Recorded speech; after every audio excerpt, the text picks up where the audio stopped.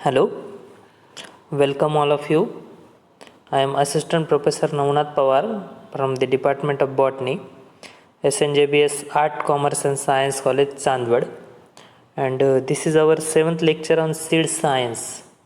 So in today's lecture, we will study about the seed vigor, seed aging and seed viability.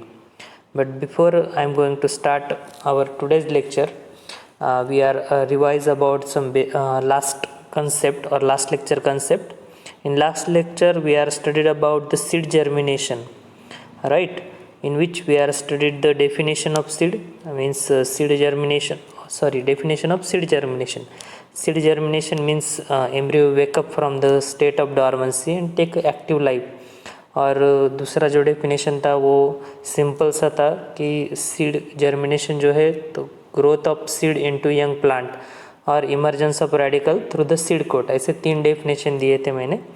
बाद में उसके बाद में हमने पढ़ा था सीड की एक डायग्राम थी जिसमें मैंने आपको डिटेल में समझाया था कि एपिकॉटिल क्या है, हाइपोकॉटिल क्या है या फिर कॉटिलडॉन और रेडिकल क्या होता है, ये सब पढ़ा था। उसके बाद में हम गए थे सीड जर्मिनेशन के टाइप्स की तरफ, जो कि 3 टाइप है, epigeal germination, hypogeal germination and viviparous germination. तो एपीजियल में हमने पढ़ा था कि हाइपोकॉटिल का इलोंगेशन होता है उसमें and cotyledon brought above the soil, जिसमें एग्जांपल थे बीन, कैस्टर या फिर सनफ्लावर का एग्जांपल था। वैसे ही हाइपोकॉटिल में जिसमें elongation of epicotyl and cotyledon remain below the soil, और उसमें एग्जांपल देखा था हमने मेज का, वीट का या फिर पी भी ले सकते हैं उसमें एग्जांपल। और जो एक तीसरा टाइप था विविपेरस या फिर उसको हम स्पेशल टाइप ऑफ जर्मिनेशन बोलते हैं, जिसमें हमने देखा था कि वो जो पेरेंट प्लांट है वही सीड को नरिश करता है, वहाँ पे जब उसका वेट बढ़ता है और डार्ट लाइक स्ट्रक्चर फॉर्म होगा तब वो ग्राउंड पे आएगा और उससे न्यू प्लांट जर्मिनेट होगा। उसके बाद में हमने देखे थे कि factor affecting on seed germination, जिसमें कि 2 टाइप्स के फैक्टर देखे थे हमने। पहला था एक्सटर्नल और दूसरा था इंटरनल। एक्सटर्नल में water, aeration, temperature, salinity and pathogenic organism, ये देखा था। और इंटरनल में हमने देखा था कि seed germination due to internal condition and gibberellic acids. So ये सब पॉइंट्स देखे थे। So in today's lecture we will study about the seed vigour, मतलब 3 कंसेप्ट पढ़ने वाले हैं। तो उसमें से पहला कंसेप्ट है seed vigour. So what is seed vigour? So according to ISTA congress in 1977 adopted the definition of seed vigor as the sum total of those properties of the seed which determine the level of activity and performance of the seed or seed lot during germination and seedling emergence। तो ये जो definition है वो ईस्टा कांग्रेस के हिसाब से है, जो इंटरनेशनल सीड टेस्टिंग एसोसिएशन है उसके हिसाब से 1977 में उन्होंने ये डेफिनेशन दी थी कि सीड जर्मिनेशन या फिर सीड विगर क्या है। सो it is the sum total of those properties. कौन सी प्रॉपर्टी? जो कि सीड की इमरजेंस की एक्टिविटी में पार्ट है उनका। मतलब जैसे कि कोई भी एक एक्टिविटी ले सकते हैं, मतलब हमने सीड का सोइंग किया, सोइंग के बाद क्या होगा, वो सीड वाटर सोक करेगा। ओके, वाटर सोकिंग के बाद में क्या होता है कि हाइड्रोलाइटिक एंजाइम एक्टिवेट हो गए और वो क्या करेंगे, जो फूड मटेरियल स्टोर है एंडोस्पर्म में या फिर कॉटिलेडॉन में, तो उसका कन्वर्जन करके देंगे। ओके, तो ये सब एक्टिविटी स्टार्ट हो गई ना सीड जर्मिनेशन के लिए। तो ये सब एक्टिविटी जो कि सीड इमरजेंस के लिए मदद करती है, उन सब प्रॉपर्टीज़ की जो टोटल है तो उसको हम सीड विगर बोलते हैं। ओके, सो सीड विगर के लिए कोई ऐसी स्पेसिफिक टेस्ट नहीं है। So there is no universally accepted vigor test for all kind of seed because the seed vigor influenced by multiple factors, right? जैसे कि species, genotype and environmental condition होते हैं, तो उसमें मैंने यहाँ पे कुछ टेस्ट दिए हुए हैं सीड विगर के लिए। तो पहला है ग्रोथ टेस्ट, दूसरा है ट्रेस टेस्ट और तीसरा जो है वो बायोकेमिकल टेस्ट है। तो 1 by 1 हम इनके बारे में पढ़ेंगे। तो पहला जो है growth test. So the basic principle behind this test is that the seed with higher vigor grow compared to the seed having a poor vigor potential, right. मतलब आपके पास में एक सीड लॉट है जिसमें कि 10 सीड है। ओके, वो seed lot आपने अपने फील्ड में सो किया। सोइंग के बाद में आपको क्या दिखाई देगा कि उसमें से जो 7 सीड है या फिर 8 सीड है तो वो इमिडिएटली ग्रो कर गए। मतलब जो 2-3 दिन का पीरियड है तो उसमें वो ग्रो हो गए। और जो 2 या फिर 1 सीड होगा या फिर उससे ज़्यादा भी हो सकते तो वो थोड़े से धीरे धीरे ग्रो हो रही, या फिर ग्रो होने के बाद में जो भी सीडलिंग है तो वो हिलती नहीं है। तो उससे हम पता लगा सकते हैं कि इस सीड का जो विगर पोटेंशियल है वो कितना है। तो उससे हम डिटरमाइन करेंगे कि 10 सीड का जो सीड लॉट है तो उसका विगर परसेंटेज कितना आना चाहिए। Okay, so it is use to determine the quickness of growth of seedling will give a indication of seed vigour. बाद में एक और टेस्ट है जो कि दूसरा ट्रेस टेस्ट बोलते हैं हम उनको।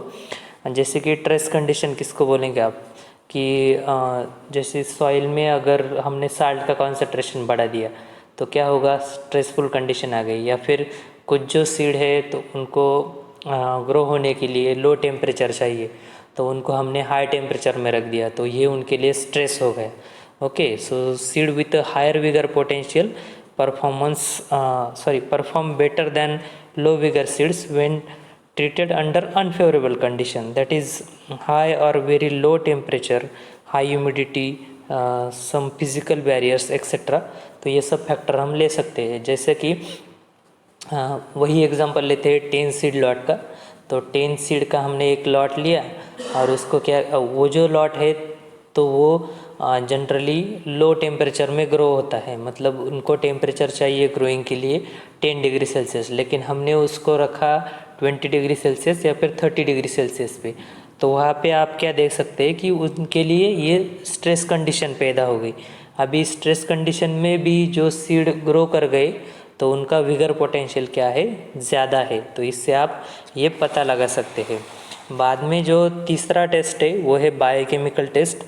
इसमें स्पेशली एक केमिकल यूज़ होता है जो कि टेट्राजोलियम, इसको हम टेट्राजोलियम टेस्ट या फिर टीजेड टेस्ट भी बोलते हैं, जो कि एक केमिकल है 2,4,5 ट्राइफिनिल टेट्राजोलियम क्लोराइड करके। तो उसका यूज़ करते हैं।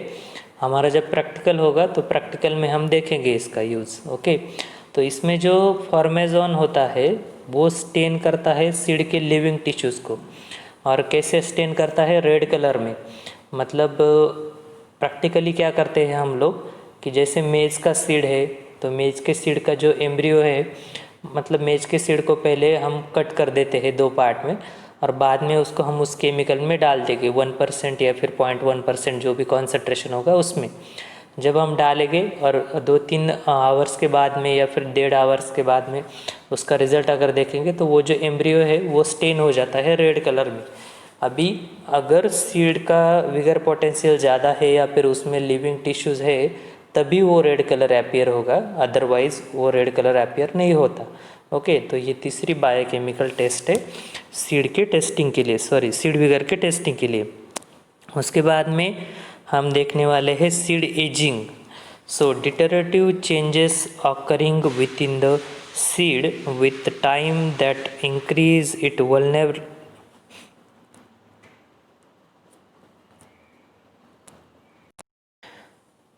Sorry for technical problem. So हम आगे के स्लाइड में पढ़ने वाले हैं seed ageing. So seed ageing का यहाँ पे डेफिनेशन है, deteriorative changes occur within the seed with time increases the vulnerability to external challenges and decrease the ability to survive। अभी इस डेफिनेशन के हिसाब से अगर जाएंगे हम तो सीड एजिंग किसको कहेंगे हम, मतलब आपको पता है कि कोई भी लिविंग जो ऑर्गेनिज्म है उसका जो एजिंग पीरियड किसको बोलते हैं हम, कि लाइफ स्पैन जब बढ़ जाता है बहुत ज़्यादा। ओके, तो लाइफ स्पैन बढ़ जाने के बाद क्या होगा कि उसमें कुछ चेंजेस आना स्टार्ट हो जाएंगे। जो भी चेंजेस आएंगे वो फेवरेबल नहीं होगी सीड के लिए। ओके, तो उसको हम सीड एजिंग बोल सकते हैं। मतलब जो भी एक्सटर्नल चैलेंजेस है तो उस एक्सटर्नल चैलेंजेस को सीड फेस नहीं कर सकता, राइट। और उसमें क्या होगा, जो भी सर्वाइवल की कैपेसिटी है वो भी लॉस हो जाएगी उसकी, तो उसको हम सीड एजिंग बोल सकते हैं। तो उसमें हम मैंने यहाँ पे 3 पार्ट में उसको समझाने का ट्राई किया है। तो उसमें आप देख सकते हैं कि पहले एक बॉक्स में मैंने लिखा है कि increase exposure of seed to external challenges, मतलब जो भी सीड है अगर हम उसको एक्सटर्नल चैलेंजेस फेस करने के लिए अगर रखेंगे, ओके, तो उसमें क्या होगा कि कुछ डिटोरेटिव चेंजेस इन्हांस हो जाएंगे, और उन डिटोरेटिव चेंजेस के बाद में जो भी सीड है तो उसकी एबिलिटी कम हो जाती है। किसकी? तो सर्वाइवल की एबिलिटी। मतलब अगर आप इस सीड को सो करेंगे फील्ड में, तो सोइंग के बाद में हो सकता है कि इसमें से एक नॉर्मल सीडलिंग प्रोड्यूस भी हो जाए, लेकिन प्रोड्यूस होने के बाद इसका जो डिसीजेस की तरफ का जो रेजिस्टेंस है तो वो कम हो जाएगा, या फिर इमीडिएटली इसका शेड ऑफ हो जाएगा। ओके, तो ये सब कंसेप्ट यहाँ पे आता है सीड एजिंग में। उसके बाद में हम देखेंगे कि कॉजेस ऑफ सीड एजिंग, तो उसमें जो है तो पहले मैंने यहाँ पे 5 कॉजेज़ दिए हुए हैं, तो उसमें से जो है मैक्रोमोलिक्यूल्स ऑक्सीडेशन, एंजाइम इनएक्टिवेशन, उसके बाद में है activation of hydrolytic enzyme, genetic degradation and accumulation of toxic substances. So one by one हम पढ़ेंगे। तो पहला कॉज है उसमें macromolecules oxidation. So oxidative degradation of lipid, protein, enzymes and nucleic acids occurs. So कभी कभी क्या होता है कि समटाइम्स एन एटम और molecule that possess an unpaired electron, so it is an free radical, so radical produced during the oxidation, and this radical can be damaging the protein, enzymes and other complexes. so इसके बाद में क्या होगा कि seed में ज़्यादा oxidation होने की वजह से सीड का जो भी मटेरियल है, जो भी न्यूक्लिक एसिड वगैरह जो मटेरियल है तो उसमें डिटोरेटिव चेंजेस आ जाएंगे। ओके, बाद में सेकंड कॉज है enzyme inactivation. so decreases activity of enzymes such as catalase, dehydrogenase and glutamic acid और कार्बोजाइलेस। सो इनकी वजह से भी सीड में एजिंग आ सकती है। ओके, बाद में थर्ड जो कॉज है वो है एक्टिवेशन ऑफ हाइड्रोलाइटिक एंजाइम्स। सो हमको पता है कि जब हम सीड को सो करेंगे और अगर सॉइल में मॉइस्चर कंटेंट है तो सीड क्या करता है कि मॉइस्चर कंटेंट सोक करता है, उसके बाद में सीड इम्बाइब होगा। ओके, सो इम्बिबिशन की प्रोसेस के बाद में क्या होता है कि हाइड्रोलाइटिक एंजाइम वहाँ पे एक्टिवेट हो जाते हैं। तो हाइड्रोलाइटिक एंजाइम का रोल क्या है कि जो सीड में जो भी फूड मटेरियल है तो उसको वो यूज़फुल सब्सटेंसेस में कन्वर्ट कर देगा। राइट, अभी यहाँ पे एक प्रॉब्लम हो जाएगा सीड एजिंग की वजह से, मतलब सीड एजिंग के लिए, कि अगर हाइड्रोलाइटिक एंजाइम एक्टिवेट हो गई और वहाँ पे अगर मॉइस्चर कंटेंट लो रहा तो उसमें क्या होगा कि जो भी सीड है तो वो पहले ही एनर्जी वेस्ट कर देगा किसमें? हाइड्रोलाइटिक एंजाइम की एक्टिविटी में। और जो भी सब्सटेंस कन्वर्ट किए हुए हैं यूज़फुल सब्सटेंसेस में तो उनका वहाँ पे क्या होगा? एक्युमुलेशन होगा। तो एक्युमुलेशन की वजह से कभी कभी ये जो एक्युमुलेशन है वो टॉक्सिक एक्युमुलेशन हो जाता है और इसकी वजह से भी सीड एजिंग हो सकती है।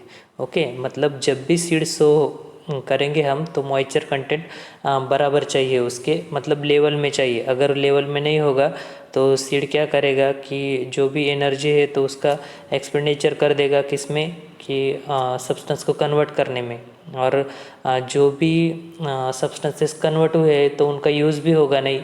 क्यों यूज़ नहीं होगा? क्योंकि सीड का तो एजिंग का प्रोसेस चालू है। ओके, इसकी वजह से। देन फोर्थ जो कॉज है वो जेनेटिक डिग्रेडेशन है।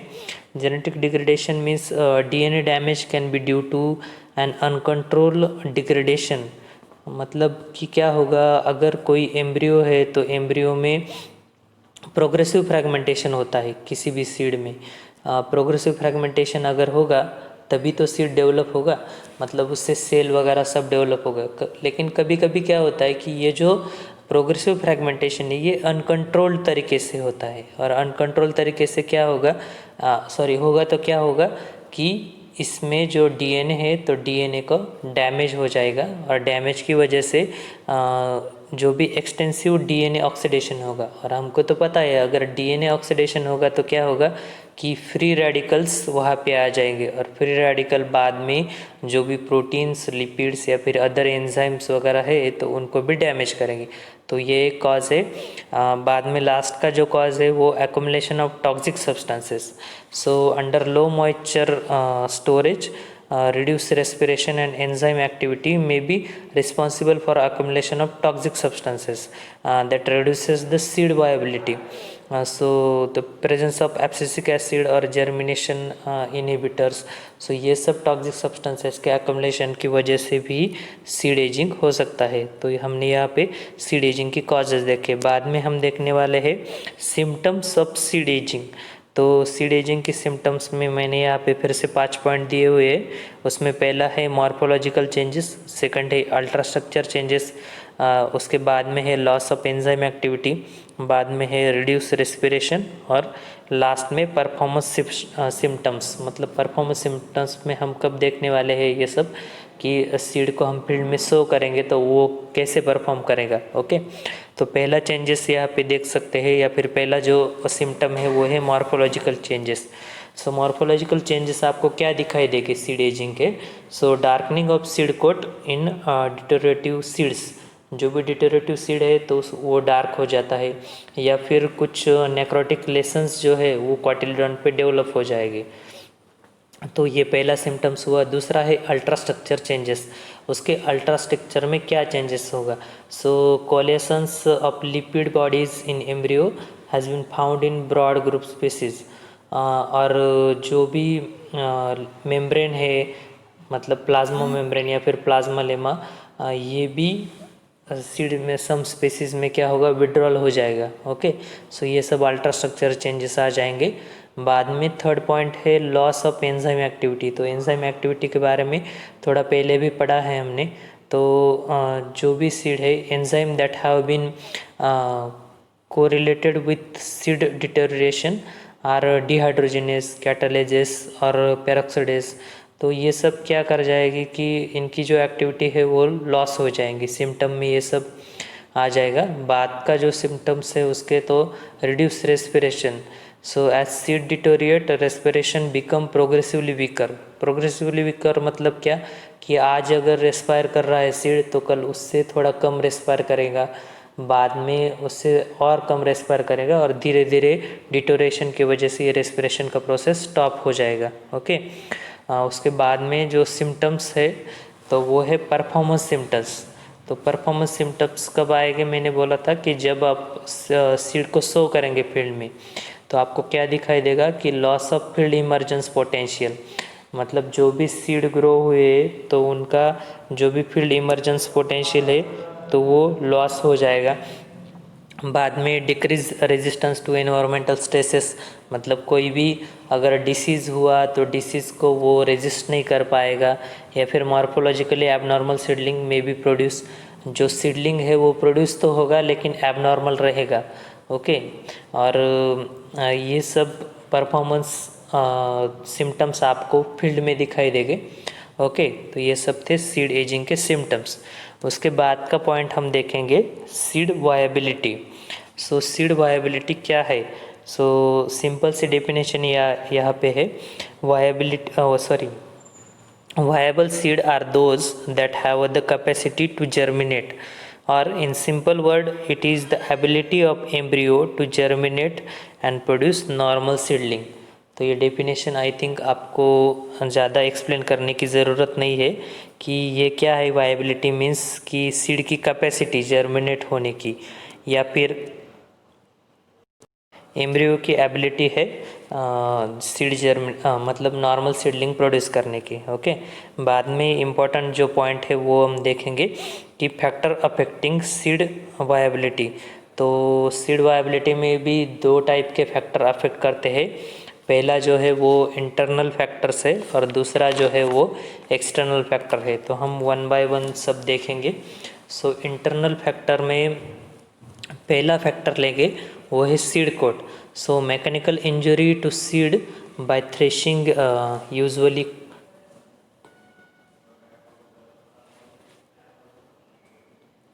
हेलो, तो ये पॉइंट दोबारा देखते हैं।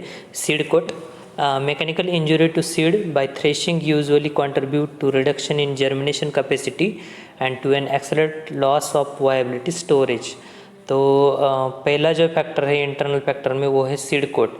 और थ्रेशिंग के टाइमिंग में अगर सीड को कुछ इंजरी हो गई, मैकेनिकल इंजरी, तो उसके वजह से क्या होगा कि सीड की जो भी जर्मिनेशन कैपेसिटी है तो वो लॉस हो गई। और हमने डेफिनेशन में पढ़ा कि सीड की जर्मिनेशन कैपेसिटी ही सीड की वायबिलिटी होती है। ओके, तो ये पहला फैक्टर यहाँ पे कंट्रीब्यूट करता है।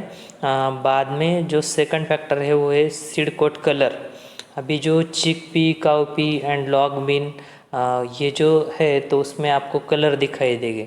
मतलब कभी कभी क्या होता है कि ये सब जीनोटाइप हैविंग अ वाइट और अनपिगमेंटेड सीड कोट। ओके, सो अनपिगमेंटेड सीड कोट का अगर हुआ तो वो वाइट कलर का होता है। और पिगमेंट किस में कंट्रीब्यूट करते हैं आपको पता है, या फिर सीड कोट का जो भी कलर है वो किसकी वजह से है, तो वो पिगमेंट की वजह से कलर है सीड कोट का। तो ये जो कलर है तो कभी कभी अगर पिगमेंट एब्सेंट हुए सीड में तो इसकी वजह से जो भी प्रोसेसेस पिगमेंट की वजह से होने वाली है तो वो नहीं होगी। Okay, so genotype with pigment seed coat showed high level of viability. अगर पिगमेंट है तो हाई लेवल ऑफ वायबिलिटी, अगर नहीं है तो लो लेवल ऑफ वायबिलिटी। बाद में थर्ड फैक्टर है mechanical injury. So mechanical change during harvesting can severely reduce the viability of some seeds. तो जब भी सीड को हम निकालेंगे फील्ड तो उसको प्रॉपर हैंडलिंग की ज़रूरत होती है। अगर हम उसको प्रॉपरली हैंडल नहीं करेंगे तो क्या होगा, सीड को इंजरी होगी। या फिर सीड अभी हमने अच्छे से हार्वेस्ट भी कर लिया और जब भी हम कहीं पे उसको ट्रांसपोर्ट कर रहे होंगे तो ट्रांसपोर्टिंग के दौरान अगर ऐसा कुछ हुआ तो सीड को मैकेनिकल इंजरी हो सकती है। और इस मैकेनिकल इंजरी की वजह से सीड का जो भी जर्मिनेशन कैपेसिटी है तो वो सब लो हो जाएगी। ओके, उसके बाद में जो फैक्टर है वो है माइक्रोफ्लोरा। सो माइक्रोफ्लोरा में मोस्टली बैक्टीरिया और फंजाई ये दो फैक्टर्स आते हैं। तो बैक्टीरिया जो है, so bacteria do not play a significant role in seed deterioration since it required free water to grow.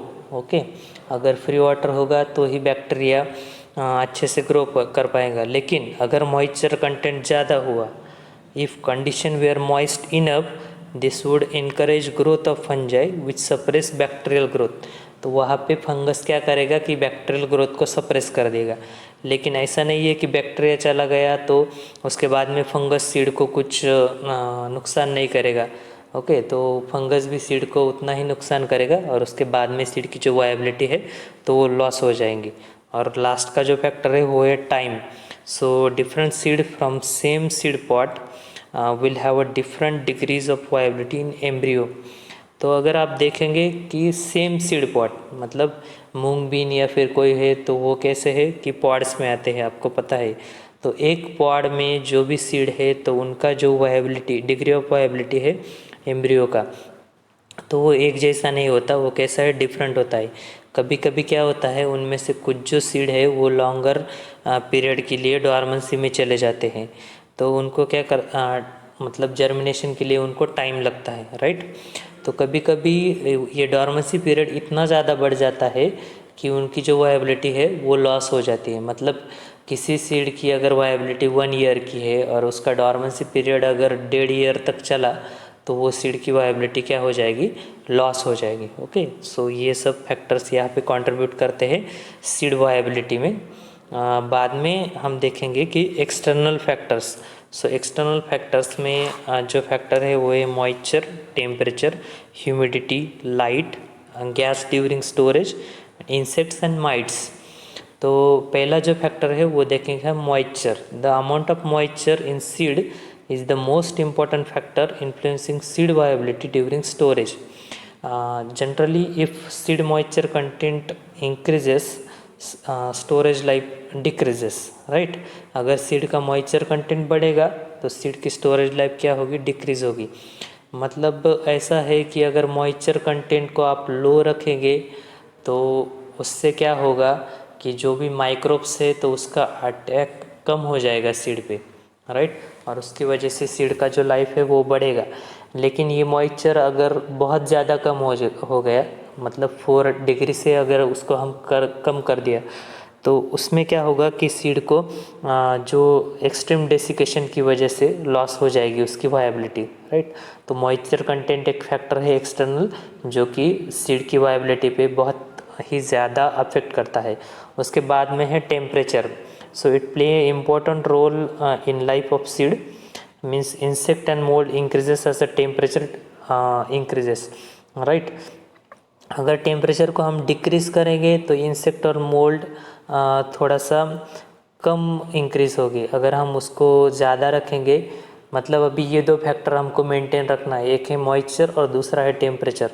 अभी हम जब आप सीड को स्टोर करके रखेंगे तो स्टोरेज के दौरान आप देखेंगे कि वहाँ पे टेम्परेचर लो होता है और मॉइस्चर भी कैसा होता है, सीड का लो करके रखते हैं हम लोग। ओके, तो उसकी वजह से जो भी फैक्टर्स है जो सीड को वायबिलिटी को लॉस करने वाले हैं, तो वो थोड़ा सा कम आएंगे वहाँ पे। सो ये सब decreasing temperature and seed moisture is an effective means of maintaining seed quality in storage. So for every decrease of 5 degree in storage temperature, the life of seed double. अगर आप सीड को हर 5 डिग्री टेम्परेचर से कम रखेंगे तो उसका storage या फिर उसका लाइफ क्या होता है, तो डबल होता है। बाद में थर्ड फैक्टर जो है वो है humidity. So it is the amount of water present in year at given temperature in proportion to maximum water holding capacity, तो उसको हम ह्यूमिडिटी बोलते हैं। So humidity is also most important factor determining the storage life of seed. This factor content called the equilibrium moisture content, means the relative humidity of seed present to increase the temperature और decrease the temperature. Sorry, sentence थोड़ा सा गलत हो गया। मुझे ये कहना था कि the relative humidity of seed tends to increase as temperature decrease. अगर हम सीड की रिलेटिव ह्यूमिडिटी ज़्यादा रखना है हमको, तो उसके लिए जो टेम्परेचर है तो वो थोड़ा सा डिक्रीज़ करना पड़ेगा। ओके, तो ये एक फैक्टर अफेक्ट करता है। उसके बाद में जो फोर्थ फैक्टर है वो है लाइट। सो अगर हम सीड को अगर लाइट की ट्रीटमेंट देंगे तो उसका लाइफ स्पैन ज़्यादा रहता है। Okay, so light treatment extended the lifespan of fresh seed. It increases the germination capacity and vigor of seed. मतलब लाइट का जो रोल है वो आपको पता होना चाहिए कि कुछ जो सीड है तो उनको जर्मिनेशन के लिए हम क्या देख रहे हैं, सीड की वायबिलिटी देख रहे हैं ना। और वायबिलिटी क्या होता है, सीड का जर्मिनेशन कैपेसिटी। ओके, तो कुछ जो सीड है अगर उनको हम लाइट प्रोवाइड करेंगे, मतलब उनको ज़्यादा लाइट चाहिए जर्मिनेशन के लिए, तो उनको हम क्या करेंगे कि ज़्यादा लाइट की ट्रीटमेंट देंगे पहले। और कुछ जो सीड है उनको जर्मिनेशन के लिए लो लाइट चाहिए, तो वैसे जो सीड है तो उनको हम क्या करेंगे कि लो लाइट की ट्रीटमेंट देंगे। तो ऐसे जो सीड है तो उनकी वायबिलिटी भी बनी रहती है। तो कैसे ट्रीटमेंट देंगे, अगर लो लाइट के सीड है तो उनको ट्रीटमेंट देने के लिए उस सीड को जब सॉइल में बरीड करेंगे तो ज़्यादा डीपली बरीड करेंगे। इसकी वजह से क्या होगा कि लाइट का जो भी कनेक्शन है वो थोड़ा कम रहेगा उनसे। ओके, और अगर सीड को ज़्यादा लाइट चाहिए तो उनको थोड़ा सा शैलो रखेंगे हम सोइंग के दौरान। तो ये सब लाइट का ट्रीटमेंट है। बाद में है कि gas during storage. So increases the oxygen pressure, decreases the period of viability। और अगर नाइट्रोजन और कार्बन डाइऑक्साइड का एटमॉस्फेयर होगा तो उससे क्या होगा कि जो सीड का स्टोरेज लाइफ है तो वो बढ़ जाएगा। मतलब जो gases exchange is directly related to moisture content of seed and temperature at which it's stored. अगर हम वहाँ पे अगर ऑक्सीजन ज़्यादा रखेंगे तो सीड हाई रेट पे रेस्पायर करने लगेगा। ओके, और अगर वहाँ पे रेस्पिरेशन के लिए उतना मॉइस्चर भी प्रेजेंट है तो सीड वहीं पे जर्मिनेट हो जाएगा। तो गैसियस जो एक्सचेंज है या फिर जब हम सीड को स्टोर करेंगे तो वो भी मेंटेन रखना पड़ेगा। और लास्ट का जो फैक्टर है वो है insect and mites. So insect can lead to damage resulting in loss of variety. तो इसके लिए हम क्या करते हैं, जो सीड है तो उसको ट्रीट करते हैं किससे, फंगीसाइड से। सो अगर फंगीसाइड से अगर सीड को ट्रीट किया तो जो भी इंसेक्ट या फिर माइट्स है तो उनका जो डेवलपमेंट है या फिर उनका जो अटैक है तो वो कम हो जाएगा। ओके, सो ये सब फैक्टर से वो अटैक करेंगे, अफेक्ट करेंगे सीड की वायबिलिटी को। So this is sufficient for today's lecture. So आज के लेक्चर में थोड़ा सा लंबा हो गया लेक्चर। अगर आपको लगता है कि लेक्चर की लेंथ थोड़ी ज़्यादा है तो प्लीज़ कमेंट में उसको लिखिए आप, मैं लेक्चर की जो लेंथ है वो कम कर दूँगा आगे के लेक्चर में। तो आज के लेक्चर में पहले तो हमने जो सीड विगर है उसके बारे में देखा। ओके, बाद में जो टेस्ट है सीड विगर के लिए वो देखी, growth test, stress test and biochemical test. उसके बाद में सीड एजिंग क्या है, मतलब जो डिटोरेटिव चेंजेस आते हैं सीड में जो टाइम पीरियड के अकॉर्डिंग आते हैं तो उनको हम सीड एजिंग बोलते हैं। उसके बाद में उसके कॉजेज़ देखे हमने सीड एजिंग के, जो कि मैक्रोमोलिकुलर ऑक्सीडेशन हो सकता है या फिर जेनेटिक डिग्रेडेशन या फिर अक्यूमुलेशन ऑफ टॉक्सिक सब्सटेंसेस, ये सब। बाद में हमने देखा कुछ सिम्टम्स जो कि सीड एजिंग के जो हमें दिखाई देंगे, वो है मॉर्फोलॉजिकल चेंजेस या फिर अल्ट्रास्ट्रक्चरल चेंजेस। ओके, या फिर परफॉर्मेंस सिम्टम्स जो है वो भी हम देख सकते हैं। ओके, उसके बाद में हमने लास्ट फैक्टर देखा वो है सीड वायबिलिटी, और सीड वायबिलिटी के डेफिनेशन के बाद में हमने जो भी फैक्टर अफेक्ट करते हैं सीड की वायबिलिटी को तो उसको देखा। Okay, so thank you.